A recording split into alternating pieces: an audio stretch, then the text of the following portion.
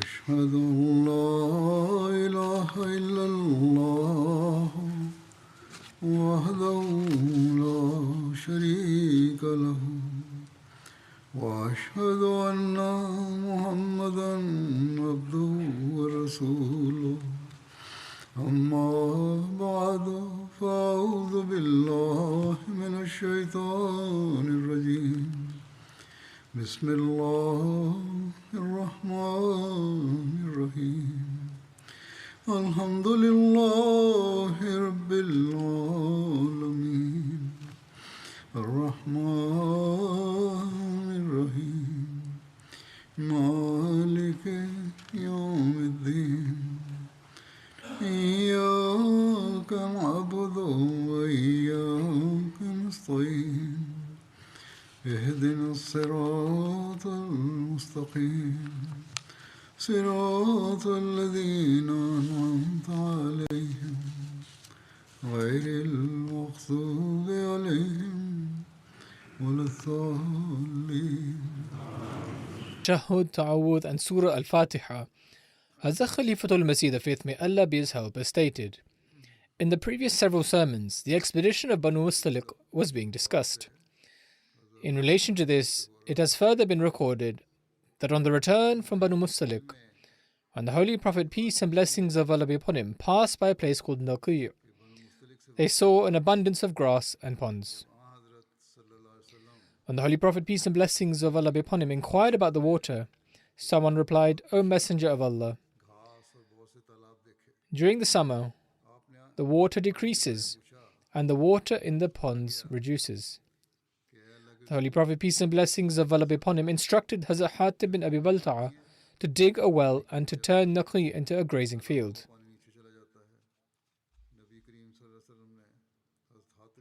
Hazrat Bilal bin Harith Muzni, may Allah be pleased with him, was appointed to supervise this. He said, O Messenger of Allah, until which point should I make this grazing field? The Holy Prophet, peace and blessings of Allah be upon him, replied, at dawn, position a person with a loud voice on a mountain and make a grazing field for the horses and camels of the Muslims, which they will use for jihad, to the point wherever his voice reaches. This is how he measured the size of the area. Hazrat Bilal, may Allah be pleased with him, said, O Messenger of Allah, what is your guidance in relation to the grazing animals of the general Muslims? The Holy Prophet, peace and blessings of Allah be upon him, replied, they will not enter these grounds. He says that I then said, O Messenger of Allah, what is your guidance in relation to the weak man or woman who only has a few sheep and goats, but is not able to take them elsewhere to graze? The Holy Prophet, peace and blessings of Allah be upon him, said, permit them to graze. In other words, he only permitted the poor to enter these grazing fields and instructed the affluent to prepare their separate fields. Only civic livestock would be permitted to graze here. This grazing field was maintained throughout the caliphate of Hazrat Abu Bakr, Hazrat Umar and Hazrat Uthman, may Allah be pleased with them all. However, due to the increase in the number of horses and camels, the location was changed. The Holy Prophet, peace and blessings of Allah be upon him, made great efforts to keep the companions alert and fresh.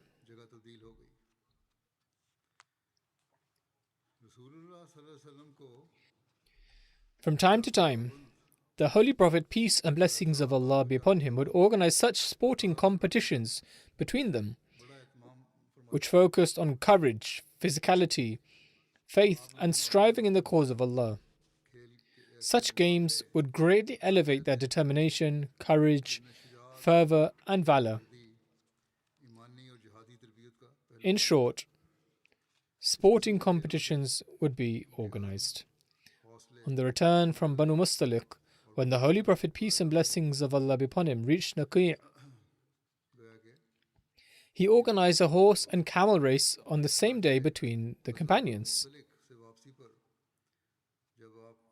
the camel of the Holy Prophet, peace and blessings of Allah be upon him, Qaswa, which was being ridden by Hazrat Bilal bin Rabah, may Allah be pleased with him, ran ahead of the others, and his horse ran ahead of all the other horses.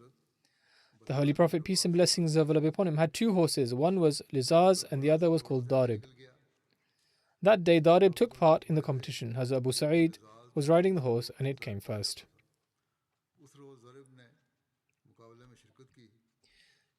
In the same place, we also find mention of the Holy Prophet, peace and blessings of Allah be upon him, racing Hazrat Aisha, may Allah be pleased with her.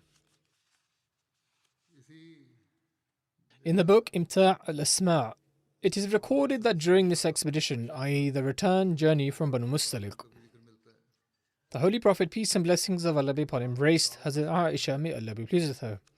She folded her clothes, and the Holy Prophet, peace and blessings of Allah be upon him, also folded his garment, and they raced. The Holy Prophet ran ahead of her and said, "This is revenge for when you outran me." The Holy Prophet, peace and blessings of Allah be upon him, referred to an incident of the past with this phrase. He once visited the house of Hazrat Abu Bakr, may Allah be pleased with him, and saw something in the hand of Hazrat Aisha, may Allah be pleased with her. He asked if he could see it, but she refused and ran from there. The Holy Prophet, peace and blessings of Allah be upon him, also ran towards her, but was unable to catch her. These were the incidents that he would recall at home in order to maintain a pleasant atmosphere therein. He set an example for us in everything. And this is also an example for those who treat their wives very harshly. Allama ibn Jawzi has relayed a narration of Hazrat Aisha, may Allah be pleased with her. She states, "I once went on a journey with the Holy Prophet, peace and blessings of Allah be upon him. At the time I was young and slim. The Holy Prophet, peace and blessings of Allah be upon him, told the people to have a race, and so they all began to do so. Then the Holy Prophet, peace and blessings of Allah be upon him, said to me, 'Come and race, take part in the race.' We then raced and I managed to outstrip him." The first narration that was presented may well have been from another incident, and thus such incidents of good treatment took place on a regular basis. She then says, "Then quite some time passed, during which I gained weight. I once again went on a journey alongside the Holy Prophet, peace and blessings of Allah be upon him. On this occasion as well, he told the people to race, and they all did so. Thereafter the Holy Prophet, peace and blessings of Allah be upon him, said to me, 'Come and take part in the race.' The race then took place, and this time he outran me. He was laughing at the time and said that this was to compensate for the last race." As a Muslim, may Allah be pleased with him, has narrated this incident as follows. The Holy Prophet, peace and blessings of Allah be upon him, would also venture with his wives. On one occasion, the Holy Prophet, peace and blessings of Allah be upon him, and Hazrat Aisha raced in front of the army. They did not run in private, but in front of the army. The Holy Prophet, peace and blessings of Allah be upon him, lost, leaving Hazrat Aisha as the winner. When they raced on another occasion, the Holy Prophet, peace and blessings of Allah be upon him, won, and Hazrat Aisha lost, as she had gained some weight. Upon this, the Holy Prophet, peace and blessings of Allah be upon him, stated, "Ya Aisha, tilka bitilka." There you are, Aisha. Now the debt has been repaid. Hence, the Holy Prophet, peace and blessings of Allah be upon him, did not deem it inappropriate to go about with his wives. And that which Islam has permitted cannot be considered unbecoming. In olden times, and even today, there are some people who make great distinctions with their wives, and they were unreasonably embarrassed over certain things in those times, such as when they would walk ahead with their wives behind or walking at a distance. If there are still such people nowadays, then this is an example for them. This is the excellent treatment of women that Islam has taught, and the example of which the Holy Prophet, peace and blessings of Allah be upon him, set. It is mentioned that the incident of the great calumny, that is ifk, took place during this journey. The details of this are as follows. During the return from the expedition of Banu Mustalik, another mischievous ordeal was stirred up by the hypocrites, which was a false accusation against the mother of the believers, Hazrat Aisha, may Allah be pleased with her, also known as the incident of ifk, the slander. First, there was the mention of the incident involving water when Abdullah bin Ubay tried to cause a dispute. This is another incident. According to the narration of Sahih al-Bukhari, Hazrat Aisha, may Allah be pleased with her, while narrating the details of the incident of ifk, says, "It was a custom of the Holy Prophet, peace and blessings of Allah be upon him, that when he intended to embark on a journey, he used to draw lots amongst his wives. Then he would take along with him the one on whom the lot fell." As Aisha, may Allah be pleased with her, states, on one occasion before a ghazwa or an expedition, he drew lots in the same manner. And she further states, "The lot fell on me. Thus the Holy Prophet, peace and blessings of Allah be upon him, took me along. This was a time when injunctions on parda had already been revealed, meaning this incident took place after the command of veiling was revealed. Hence, during this journey, I would sit in a litter, and it would be placed on the back of a camel. Wherever a halt was made, it would be placed on the ground. When the Holy Prophet, peace and blessings of Allah be upon him, set back after having finished from his ghazwa, and we approached near the city of Medina, one night the Holy Prophet, peace and blessings of Allah be upon him, ordered a departure. When I heard this announcement, I left to one side, away from the army. She left to attend the call of nature. She says, when I returned to my camel, I found that my necklace had been lost. It was made of the beads of Zafar. Zafar is a mountain or town near Sana'a in Yemen. Their beads were famous. She says they broke somewhere and had fallen. She says I went back in search of it and was delayed for a short while. She says, in the meantime, those who had been appointed to lift my litter and place it on the back of the camel arrived. And assuming that I was in the litter, lifted it and placed it on the camel and marched on with the army. In that era, women were light in weight and flesh did not accumulate their bodies in abundance, as they used to eat only a little food due to difficult times. The attendants therefore did not suspect that I was not already in the litter. Then at the time, I was still a young girl. In any case, when I returned after finding my necklace, lo and behold, the army had left. Meaning they had left, but she found the necklace after looking for it, and she says, so I returned to the area of their camp, but there was neither anyone to call out nor to answer. They had all departed, and I could not see anyone. I then set off from where I was, i.e., I went to the place where my tent was, thinking that when people realized that I had been left behind, they would surely return. Therefore, I sat on my spot and was soon overcome by sleep. Now it so happened that Safwan bin Mu'attal Sulami Dhakwani was a companion whose duty was to stay behind the army so that fallen items, etc. could be safeguarded. When he arrived from behind the army and reached my resting place just before dawn, he found me sleeping there alone.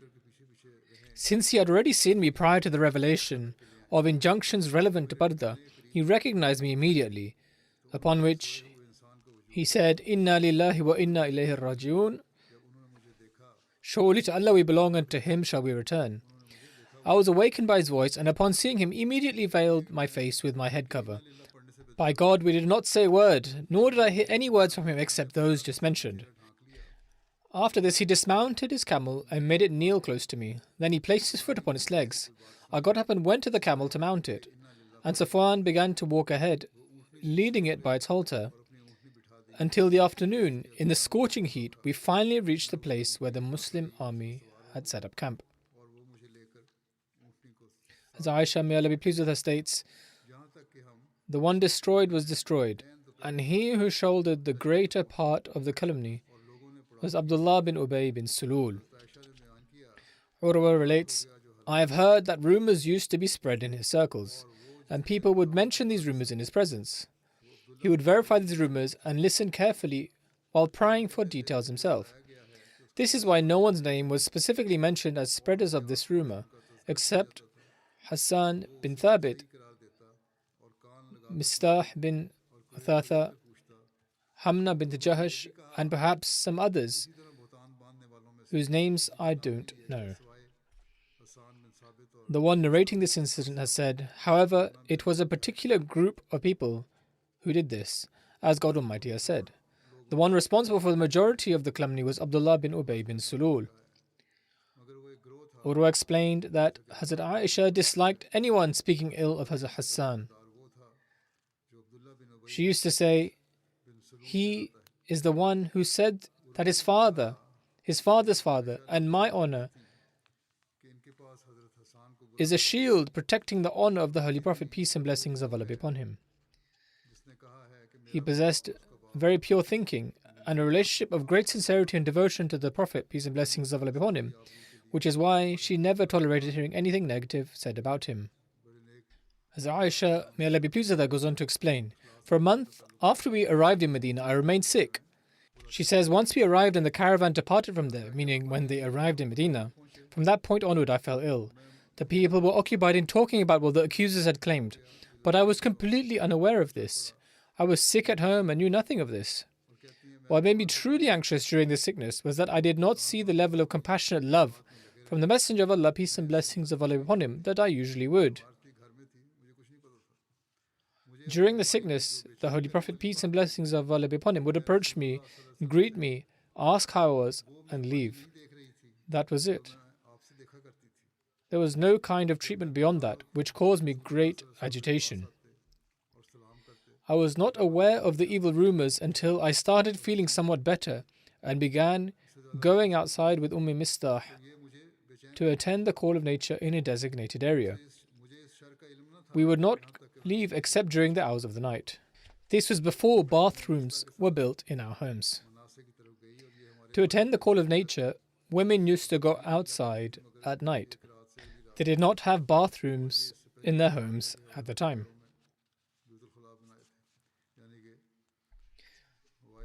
At that time, we followed the Arab custom. It was customary to go to the wilderness to answer the call of nature, as we were not comfortable with having a place in our own house for it. Eventually, this became commonplace and bathrooms started being built in people's homes.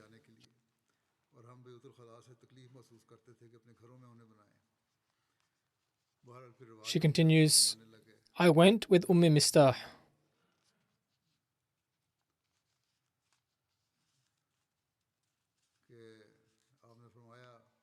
As Aisha, may Allah be pleased with her, continues, I went with Mistah, and she was the daughter of Abi Ruhum bin Muttalib bin Abdi Manaf. Her mother was the daughter of Sakhr bin Amir, the maternal aunt of Hazrat Abu Bakr Siddiq, may Allah be pleased with him, and her son's name was Mistah bin Uthatha bin Ubadah bin Muttalib. As Mistah and I were returning to our homes, after completing our tasks, Mistah got caught in her cloak, stumbled and said, Woe unto Mistah. I said to her, What you've said is not good. Do you speak ill of one who partook in the battle of Badr? She replied, O innocent girl, have you not heard what he said? I asked her, What has he said?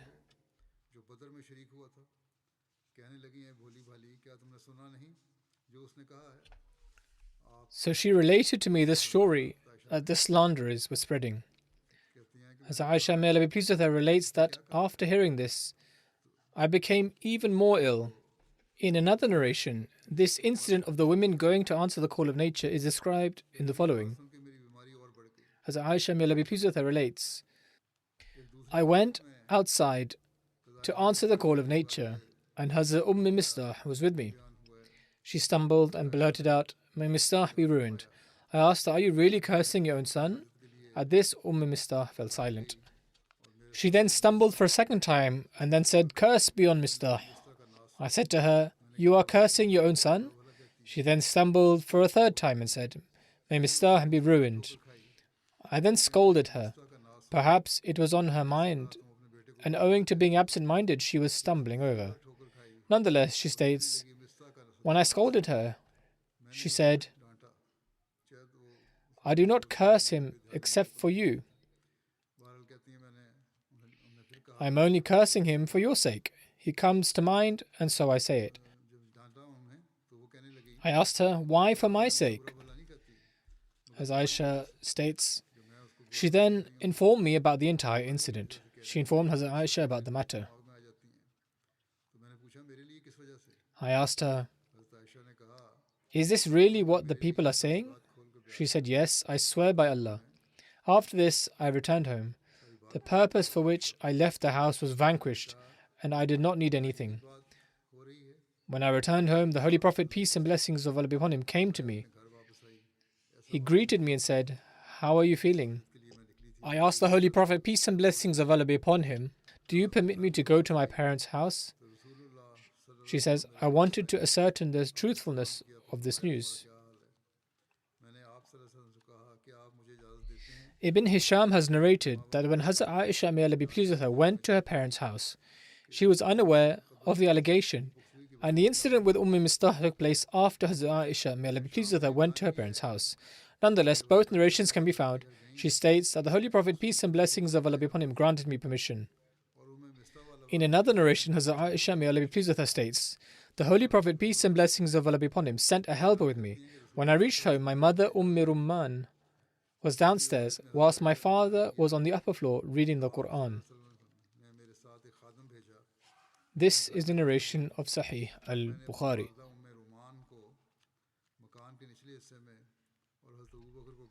Hazrat Aisha, may Allah be pleased with her, states, "I said to my mother, 'My dear mother, what are people saying?' Her mother replied, 'Oh, my daughter, take no notice of it, for by Allah, there is no charming lady who is loved by her husband, who has other wives as well, but that those wives would find fault with her.'" Hazrat Aisha, may Allah be pleased with her, said, "Holy is Allah, are people actually saying these things about me?" In another narration, Hazrat Aisha, may Allah be pleased with her, states, "As Abu Bakr, may Allah be pleased with him, heard my voice, and he was on the upper floor reading the Quran. He came downstairs and said to my mother, 'What is the matter with her?' She said, 'She has heard the news that is being spread about her.' Upon this, Hazrat Abu Bakr, may Allah be pleased with him, his eyes began to fill with tears. He said, 'My dear daughter, I tell you on oath that you should return to your house.' And so Hazrat Aisha, may Allah be pleased with her, says that she returned home. Hazrat Aisha, may Allah be pleased with her, says, "Then I began to weep all night. It was morning, but my tears would not stop. I did not sleep all night. At dawn, I was still weeping."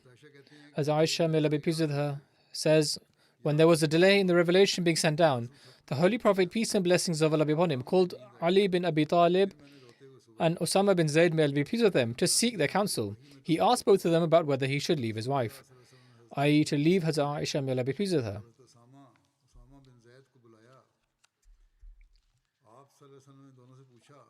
As for Osama bin Zayd, may Allah be pleased with him, he advised the Holy Prophet, peace and blessings of Allah be upon him, that in a manner that absolved his wife from all such allegations.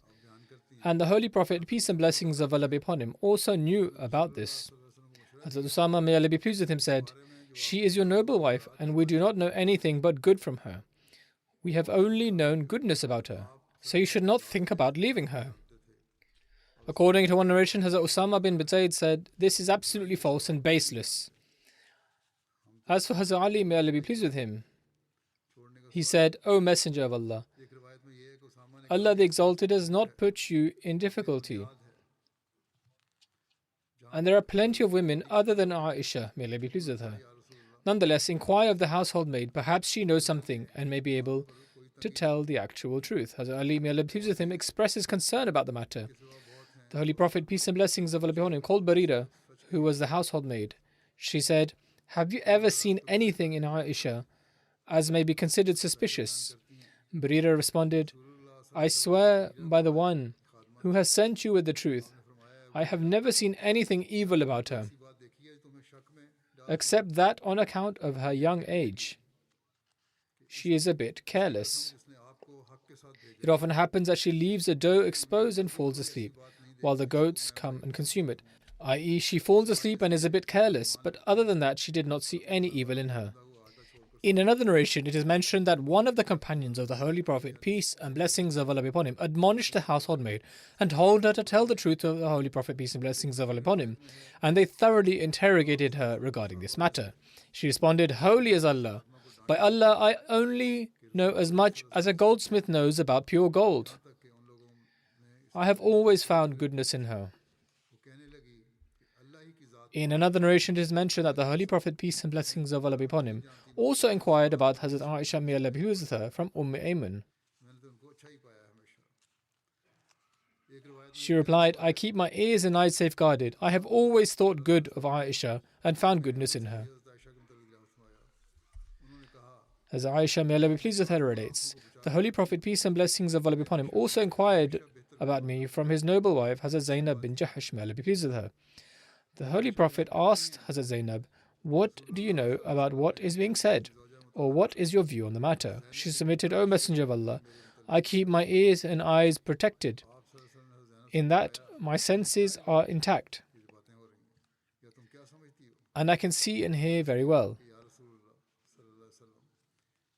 By Allah, I have no knowledge except for goodness. I have only witnessed good in her." As Aisha, may Allah be pleased with her, relates, this was despite the fact that from among all the wives of the Holy Prophet, peace and blessings of Allah be upon him, Zainab was the only one who competed with me and acted as my rival. However, due to her virtue, Allah the Almighty saved her from this, i.e., taking part in this calumny.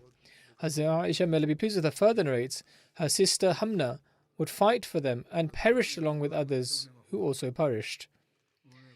In other words, she did not have a good end.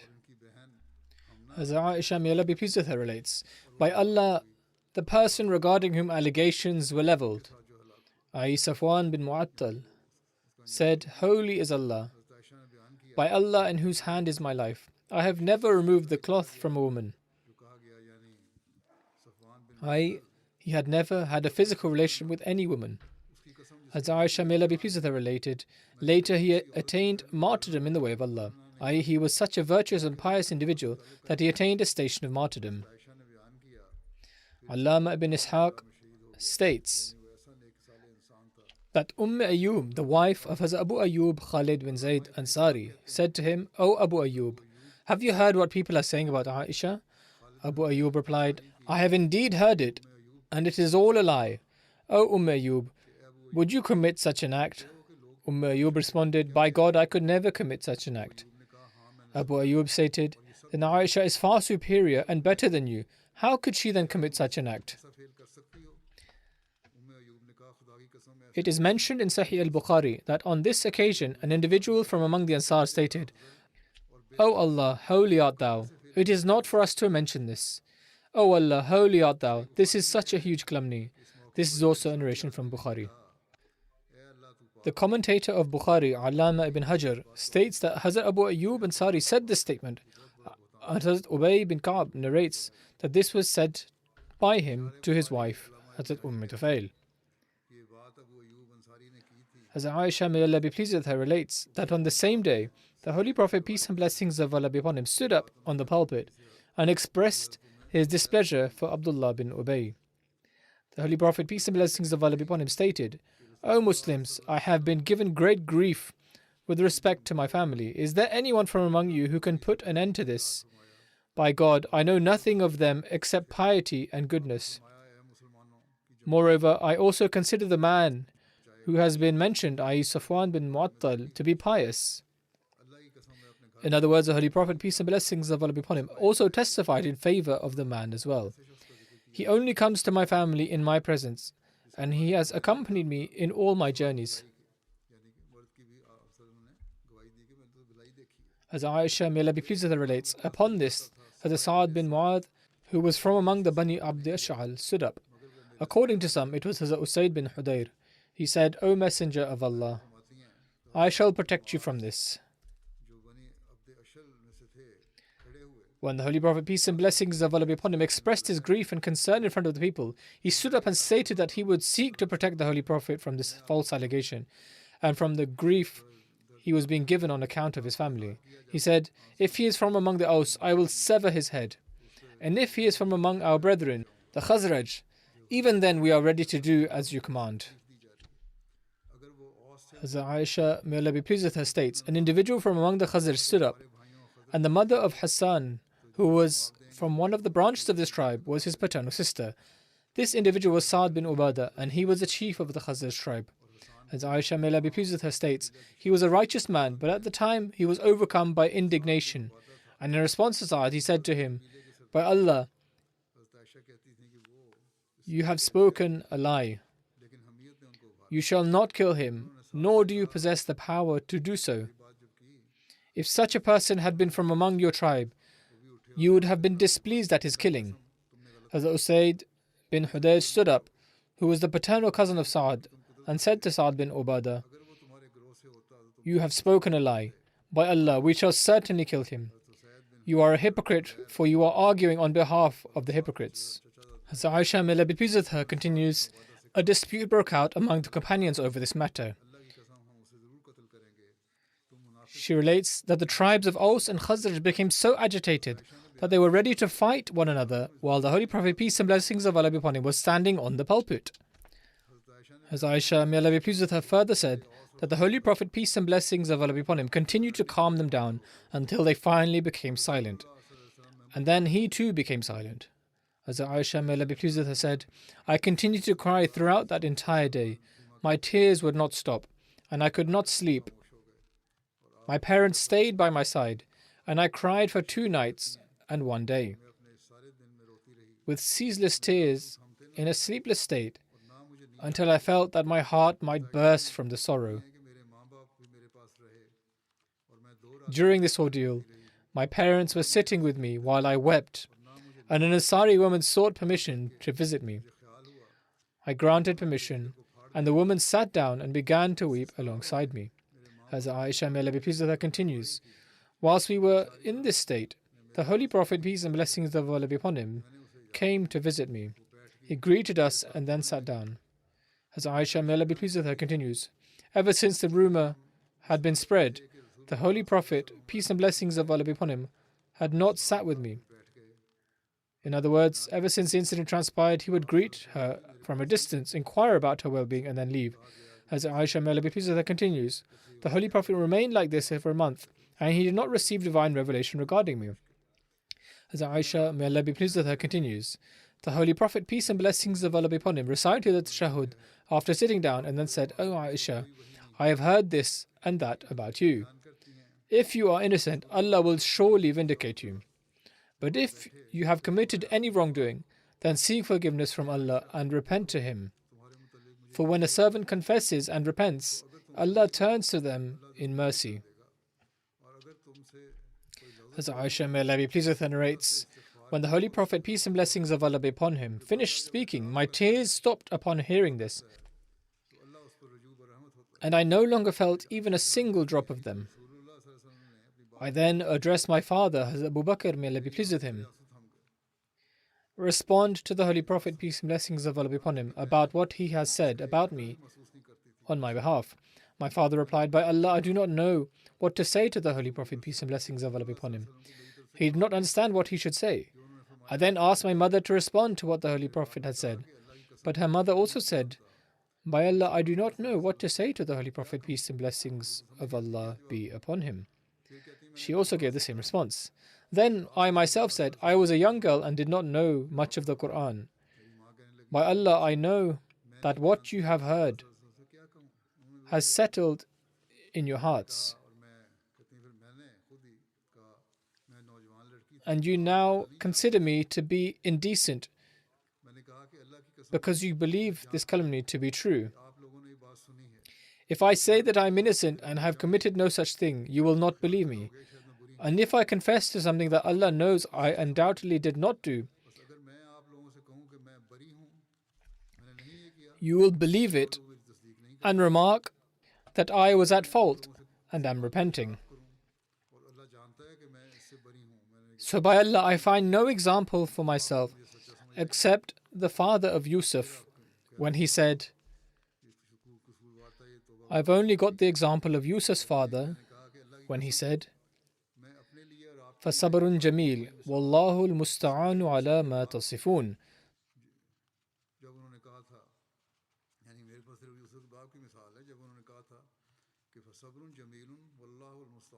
So now comely patience is good for me, and it is Allah alone whose help is to be sought against what you assert. Having said this, I turned to my side and lay down on my bed. Allah knew that I was innocent, and He was about to absolve me of what I had been accused of. However, by Allah, I never imagined that He would reveal something about me that would be recited. I considered myself too unworthy for Allah the Almighty to specifically say something about me. But I hoped that the Holy Prophet, peace and blessings of Allah be upon him, might have a dream in which Allah Almighty would prove my innocence. She knew that Allah the Almighty would declare her innocence, but she had no idea that Allah the Almighty would reveal a Quranic verse in this regard. She says, by Allah, before the Holy Prophet, peace and blessings of Allah be upon him, had left his seat, and before any people of the household left, he received divine revelation, and he was overtaken by a fervent state. Despite it being a cold day, sweat was dripping from the Holy Prophet, peace and blessings of Allah be upon him, like pearls, because of the weight of the statement being revealed to him. According to Sirat ibn Hisham, Hazrat Aisha may Allah be pleased with her said, the Holy Prophet, peace and blessings of Allah be upon him, was covered with a blanket, and a leather pillow was placed under his blessed head. When I saw this, I was not at all nervous, because I knew that I was innocent. As Aisha may Allah be pleased with her says that she knew God was sending a revelation, and she had nothing to worry about, because she knew she was innocent. In the case of this revelation, she knew that Allah the Almighty would declare her innocence. Allah the Almighty would never wrong me. As for my parents, by He in whose hands is Aisha's life, as the Holy Prophet, peace and blessings of Allah be upon him, was still receiving the revelation, I thought that my parents would become unconscious. They were both very afraid. They were worried lest God revealed a verse corroborating what the people had been saying, proving it to be true. Then, when the state of revelation came to an end, the Holy Prophet, peace and blessings of Allah be upon him, sat up and wiped the sweat from his forehead. As Aisha may Allah be pleased with her says, when that state of the Holy Prophet was over, he was smiling, and the first words he said were, O Aisha, God has affirmed your innocence. As Aisha may Allah be pleased with her says, my mother said to me, get up and go to the Holy Prophet, peace and blessings of Allah be upon him. I replied, no, by Allah, I will not go to him, for I am thankful to Allah the Exalted alone. As Aisha may Allah be pleased with her states, Allah revealed, Inna alladhina ja'u bil ifki.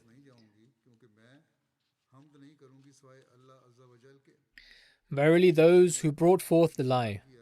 There are a total of 10 verses from Surah Nur, chapter 24, verses 12 to 21. When Allah the Almighty declared my innocence in that revelation, as Abu Bakr Siddiq, who would grant regular support to Mistah bin Uthatha due to his kinship and poverty, said, Mistah was from among those who leveled the allegation. By Allah, I will not grant support to Mistah after his slander against Hazrat Aisha. Then Allah revealed,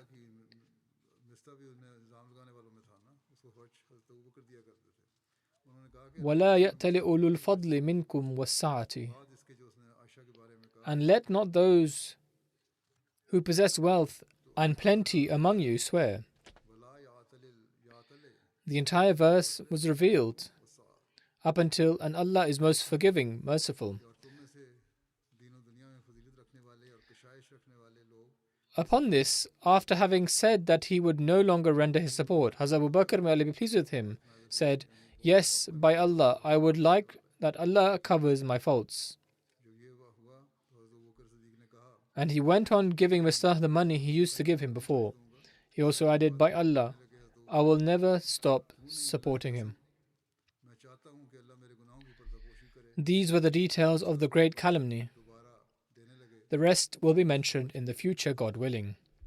Today, once again, I would like to remind you for prayers. Pray for the Ahmadis in Bangladesh. May Allah swiftly improve their circumstances. Also pray for the Ahmadis in Pakistan. May Allah swiftly improve their circumstances. Pray for the oppressed in Palestine. May Allah the Almighty have mercy on them. May Allah the Almighty grant sense to the leaders of the Muslim world. May they fulfill the rights of their people and not perpetrate cruelties against them, because it is due to their oppression that the enemies become emboldened to commit injustices against Muslims, knowing that Muslims themselves are not just to themselves. So how can they call for justice from them? May Allah the Almighty have mercy upon the Muslim Ummah.